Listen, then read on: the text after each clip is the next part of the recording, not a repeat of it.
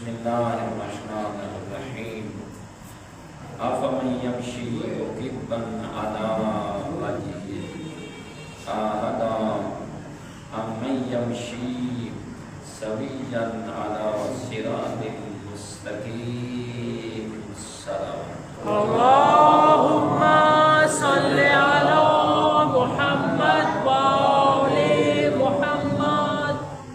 حمد ہے اس مالک و خالق رازق معبود اللہ کی جس نے ہمیں سب سے قیمتی چیز ایمان جیسی دولت نصیب فرمائی، اور ساتھ رب ذوالجلال نے ان عظیم ہستیوں کی محبت سے ہمارے سینے کو بھر دیا، جو محبت ہمیں سکھلاتی ہے کہ دل میں اگر فقط خوف خدا ہو تو تم دنیا کے سب سے بڑے فاتح ہو، تم اگر نہ ڈر ہو تو کوئی ہو یا نہ ہو خدا تمہارے ساتھ۔ آپ یقین کریں قرآن مجید کی ہر آیت حضرت مومن کے لیے ایک بہت بڑا پیغام ہے،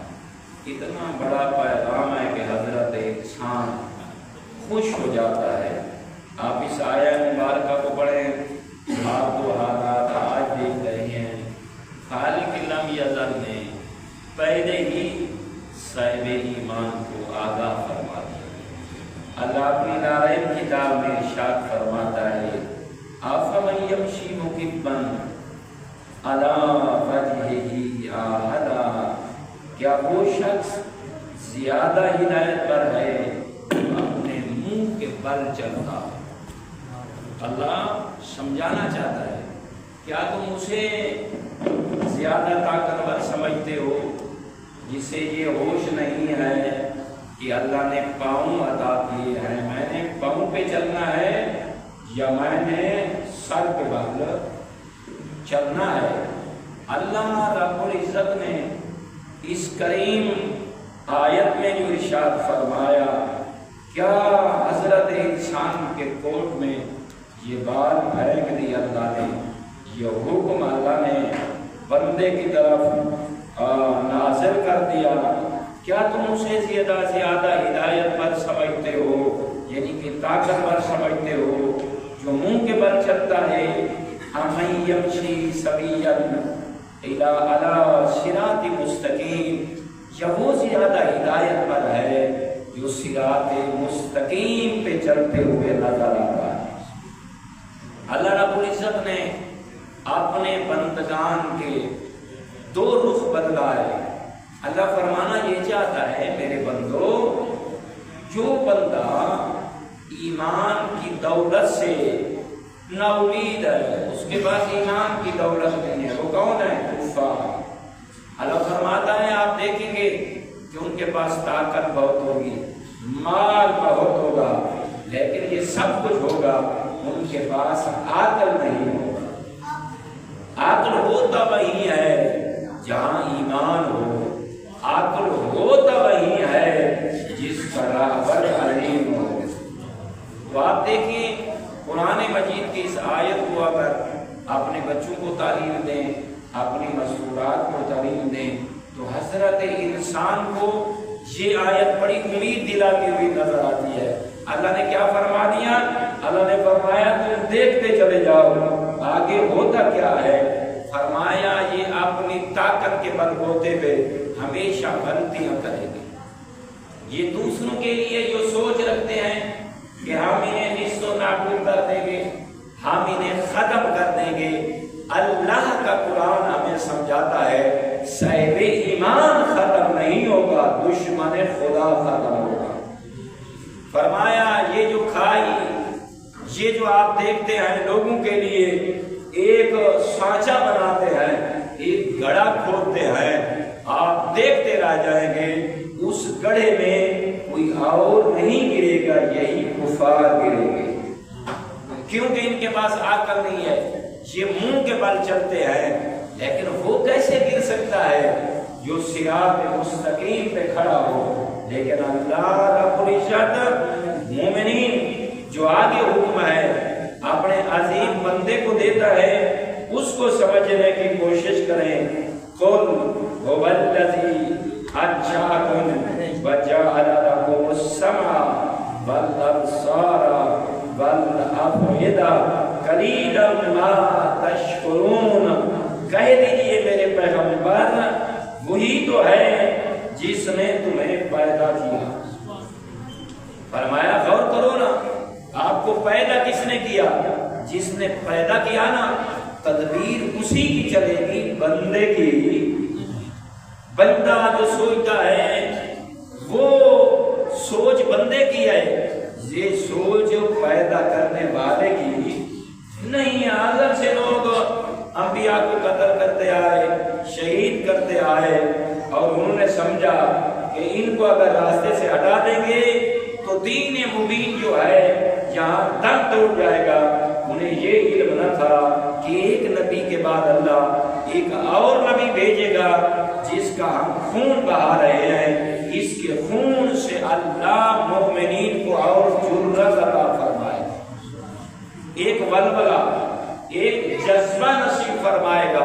لیکن اللہ اپنے صاحب ایمان بندوں سے بڑے عجیب رنگ میں مخاطب ہے اور بندے کو سمجھاتا ہے جب تمہیں پتا ہے, تمہیں تو پتا ہے کہ میں معبود ہوں, میں خالق ہوں, میں موت دیتا ہوں.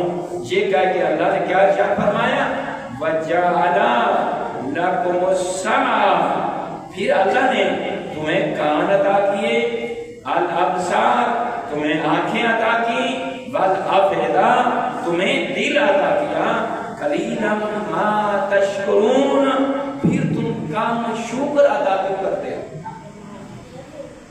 اللہ نے فرمایا اللہ نے تو آپ کو کان عطا کیے, آپ کو اللہ رب العزت نے آنکھیں عطا کی, اللہ نے آپ کو دل عطا کیا, لیکن تم سنتے ہو, دیکھتے ہو, ہیں فرمایا محسوس کرتے ہو اپنے دل میں نا, جس کی محبت ہو.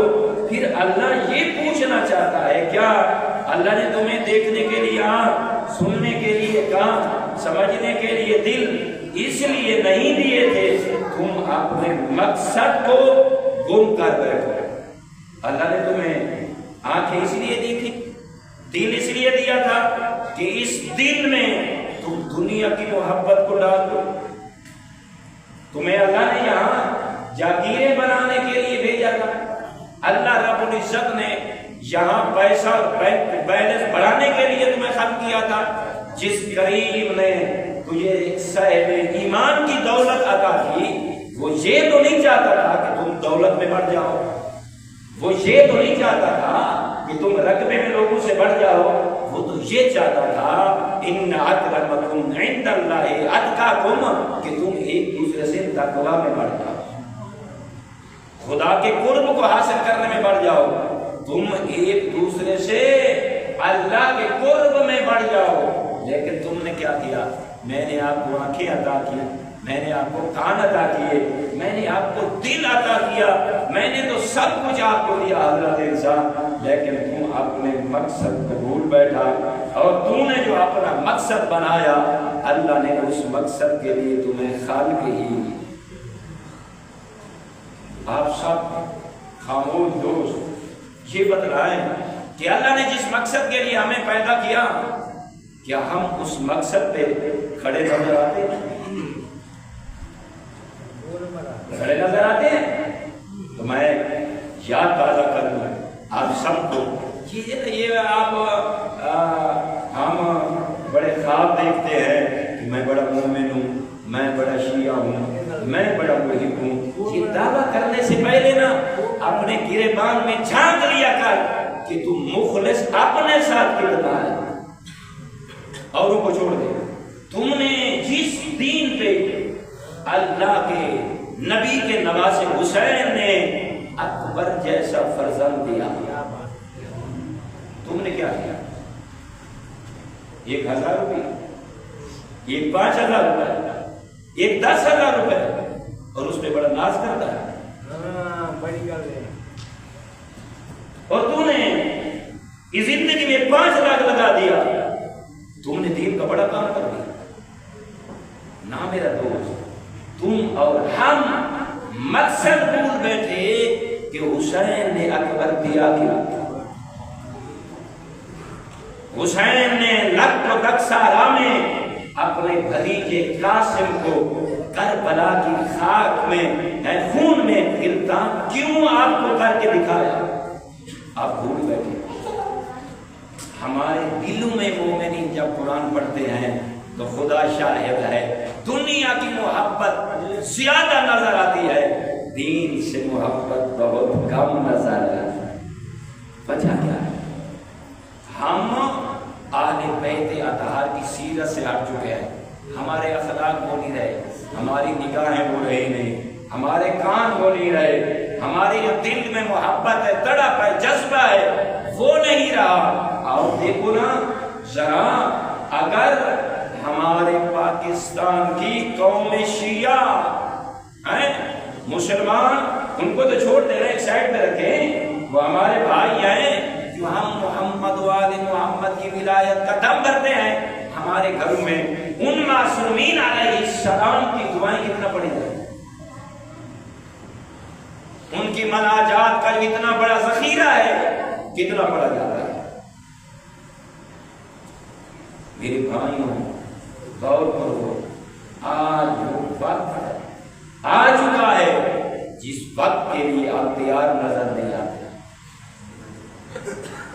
میں حیران رہ گیا، ایک واقعہ پڑھا، جمعہ کا خطبے کا ٹائم بہت کم ہوتا ہے، جناب ابو ذر یہ بھیڑے چرایا کرتے تھے، ایک چرواہا تھا، لیکن حضرت ابو ذر کی بھیڑوں پہ ایک بھیڑیے نے حملہ کر دیا۔ ایک بھیڑ کو وہ آتے بھیڑیے کے حملے سے بچاتے، بھیڑیا دوسرے پہ حملہ کرتا ہے، دوسرے کو بچاتے، تیسرے پہ حملہ کر دیتے، لیکن حضرت ابو ذر آخر تنگ آ گئے، ان کی جرت جواب دے گئی، اس نے بھیڑیے کی طرف دیکھا اور دیکھ کر ایک جملہ بولا، اے بے حیا بھیڑیا، آپ کو شرم نہیں آتی؟ آپ پتہ نہیں کیسے اس جملے کو محسوس کریں، ایک بھیڑیے کو کہا، اے بے حیا بھیڑیے، آپ کو شرم نہیں آتی؟ اللہ نے بھیڑیے کو گویائی عطا کی، دیکھے کہ ابو ذر مجھ سے بے حیا بھیڑیے مکہ کے رہنے والے، میں ان سے کم بے حیا ہوں۔ بے حیا تو وہ ہیں جن کی طرف اللہ نے محمد جیسے رسول کو بھیجا، اور کریں جن کی طرف اللہ نے رسولوں کے رسول کو بھیجا، نبیوں کے نبی کو بھیجا، تمام انبیاء کے امام کو بھیجا۔ آپ جائیں نا دیکھیں، مکہ میں وہ محمد لوگوں کے لیے اچھائی چاہتا ہے، مکہ کے لوگ اس کے لیے برائی چاہتے ہیں۔ وہ کہتا ہے اس وقت ایمان نہیں لایا تھا جناب ابو ذر نے، ابو ذر کہتا ہے میں نے سب کچھ چھوڑ دیا، مکہ کی طرف دوڑا، جب آیا مسجد الحرام کے قریب دیکھتا کچھ لوگ آئے جو رسول اللہ کی غیبت کر رہے، اس کا گلہ کر رہے، بس میں سمجھ گیا ہیں بھیڑیے کی زبان سے سنا کہ اللہ نے مکہ میں محمد جیسا رسول بھیجا۔ تو میرے دوستو، میں آپ سے پوچھنا چاہتا ہوں، اے قوم شیعہ، آج وقت ہے اپنی صفوں میں اتحاد پیدا کر، دشمن تمہیں ختم کرنے کے درپائے، اور تم اور ہم اکٹھے ماتم نہیں کر سکتے، تم اور ہم ایک جگہ بیٹھ کر آزاداری حسین برپا نہیں کر سکتے، تم اور ہم ایک جگہ بیٹھ کر حسین کی صدا بلند کریں۔ کیسے ناسوب پیدا ہوئے، کیسے بدبخت پیدا ہوئے جنہوں نے ماتمیوں کے کتنے حصے کر دیے، جنہوں نے آزاداروں کو آپس میں توڑ دیا۔ تو آؤ، کوئی تو ہو جس کو درد ہو کہ میرا مادی برحق میرے اختلاف کی وجہ سے ظہور نہیں فرما رہا، کیونکہ ہم مولا کی سپاہ بننے کے قابل نہیں رہے۔ تو میرے دوستو، آپ نہیں دیکھ رہے پوری دنیا میں آپ اور ہم کہتے تھے نا، کیسے ہوا؟ مسلمان کہتے تھے کہ کربلا میں حسین کا محمد کا نواسا اکیلے ذبح ہوتا رہا اور مسلمان دیکھتے رہے، حالانکہ انہیں علم ہے حسین کو ذبح کرنے والے وہ یہود و نصارہ نہ تھے، خود مسلمان تھے۔ آج اللہ نے آپ کی نسلوں کو آپ کو دکھلا دیا کہ دوسری کربلا ایران کی صورت میں نمودار ہو چکی ہے، ان کے چھوٹے بچوں کو ذبح کیا جاتا ہے، علماء پہ ڈاکٹرز ہیں، انجینئرز ہیں، سائنسدان ہیں، یعنی کہ ایک پتہ تو چلتا ہے مومنین کہ ذہن نشی کر لیں، دنیا ڈرتی فقط اس سے ہے جس نے اپنا ہاتھ علی کی طرف بڑھایا ہوا۔ دنیا ہر کسی سے نہیں ڈرتی، کیونکہ دنیا کو علم ہے کہ یہ سب کچھ قربان کر سکتے ہیں، لیکن علی اور آل علی کو چھوڑ انہوں نے دیکھ لیا۔ عرب ممالک کی طرف دیکھیں، سب بکاؤ مال ہے، ڈالروں پہ بک جاتے ہیں، فقط شیعان علی ہے جو ولایت علی کا سودا وہ کہتا ہے میرے سامنے کربلا ہے، کربلا میرے لیے ایک درس گاہ ہے۔ تو خدا کے لیے اپنی دعاؤں میں، اپنی مناجات میں، اپنی عبادت میں یہ دعا کیا کریں، میرے اللہ جو ہم سب صاحبان ایمان کو یہ کسی کی نظر بد لگ چکی ہے، ہم تمام شیعان حیدر قرار کو ایک جگہ جمع ہونے کی توفیق عطا فرما۔ جو ہماری قدورتیں ہیں نا، جو نفرتیں ہیں، میرے اللہ ان نفرتوں کو محبت میں بدل دے۔